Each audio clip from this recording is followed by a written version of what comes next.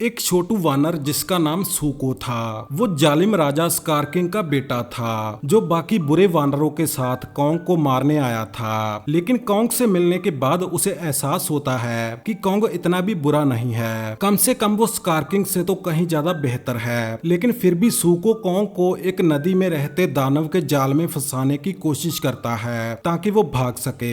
लेकिन तभी उसे पता चलता है कि कॉन्ग दयालु होने के साथ साथ बहुत ताकतवर और अपने दुश्मनों के लिए बेरहम भी है। सूको कॉन्ग को स्कार किंग के ठिकाने पे ले जाता है जहां स्कार किंग कॉन्ग के स्टील के दांत की वजह से उसका बहुत मजाक उड़ाता है और सबके सामने उसे नीचा दिखाने की कोशिश करता है। इन दोनों में एक जानलेवा लड़ाई होती है। जब स्कार किंग हारने लगता है तो वो अपने कैदी मॉन्स्टर शीमो की शक्ति का इस्तेमाल करता है जिसे वो उसकी हड्डी के जरिए जबरदस्ती कंट्रोल में रखता था। और सूको जानता था कि अब हमें भागना होगा। वो कॉन्ग को वहां से भगाकर ले जाता है, लेकिन स्कार किंग के पालतू सैनिक अभी भी उनके पीछे थे। तो छोटा सूको फिर से उन्हें मारने में कॉन्ग की मदद करता है और उसे सहारा देकर ईवी लोगों की बस्ती में ले जाता है जहां इंसान कॉन्ग को एक नया और जबरदस्त आर्टिफिशियल हैंड देते हैं। और तभी सूको बताता है कि स्कार किंग अपने सैनिकों के साथ यहाँ पहुंच चुका है। वहां गॉडजिला भी पहुंच चुका था, लेकिन स्कार किंग बड़ी चालाकी से एक पोर्टल के जरिए इंसानों की दुनिया में चला जाता है। सतह पर ब्राजील में एक जबरदस्त जंग होती है जहां सूको फिर से कॉन्ग की कुल्हाड़ी के साथ पहुंच जाता है और उस हड्डी को तोड़ देता है जिससे शीमो स्कार किंग का गुलाम बना हुआ था